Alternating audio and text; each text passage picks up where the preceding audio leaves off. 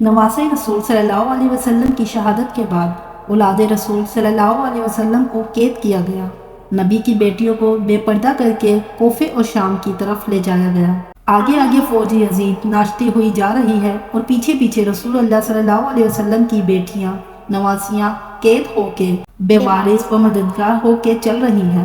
فوجی یزید کے ہاتھ میں تمام شہیدوں کے کٹے ہوئے سر تھے اور وہاں بغیر سر کے زمین کربلا پر لاش بکھری ہوئی تھی۔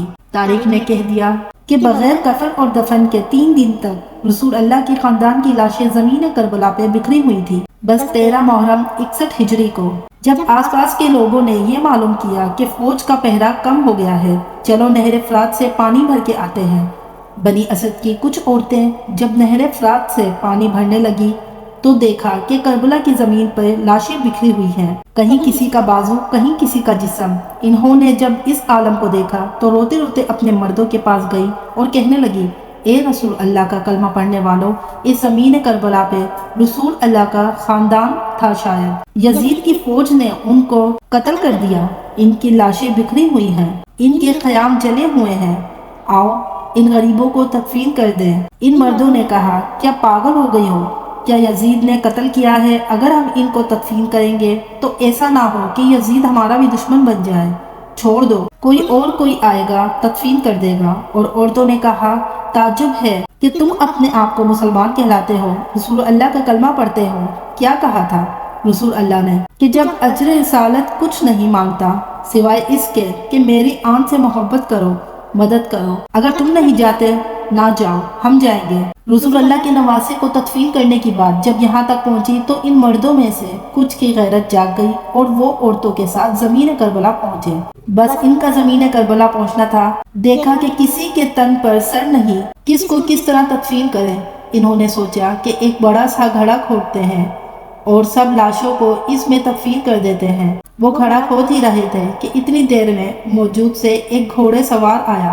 انہوں نے سمجھا کہ شاید کوئی سپاہی ہے، پوچھنے لگے، کون ہو تم؟ وہ گھوڑا سوار رک کے کہنے لگا، میں رسول اللہ کے نواسے کا بیٹا علی زین العابدین ہوں۔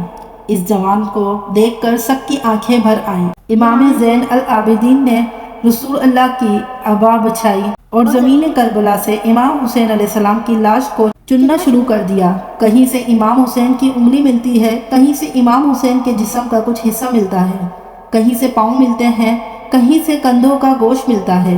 بس امام حسین کی لاش کے ٹکڑوں کو رسول اللہ کی عباوے جمع کرتے ہیں اور ایک جگہ زمین کو تھوڑا سا کھولتے ہیں تو وہاں پہلے سے ہی قبر بنی ہوئی ہے۔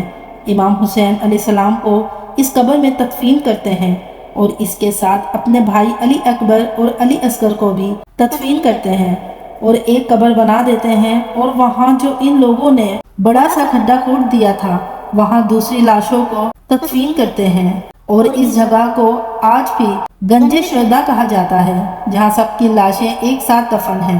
بس سب لاشیں تدفین ہو چکی تو کسی نے کہا، ایک لاش رہ گئی، یہ دیکھو ایک کوئی بوڑھا صحابی ہے، ان کو ہم نے تدفین نہیں کیا۔ امام سجاد رو کر فرمانے لگے، یہ حبیب اپنے مدارے ہیں، اللہ یہ چاہتا ہے کہ اس کی لاش ایسی جگہ دفن ہو جہاں جب بھی کوئی امام حسین کے پاس آئے تو ان کو سلام کر کے آئے۔ پھر آپ نے جناب حبیب کو تدفین کیا۔ سب جانے لگے تو امام سجاد نے کہا، رکو، ایک لاش رہ گئی۔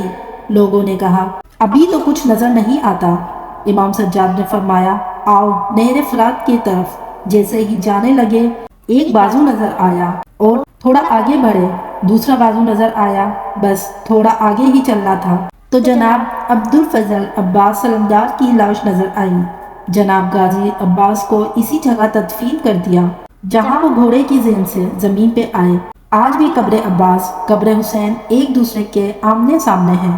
سلام ہو رسول اللہ کے کنبے پر، سلام ہو رسول اللہ کے فرزندے پر، سلام ہو ان غریبوں پر جن کی لاش 3 دن تک بے غور کفن رہی۔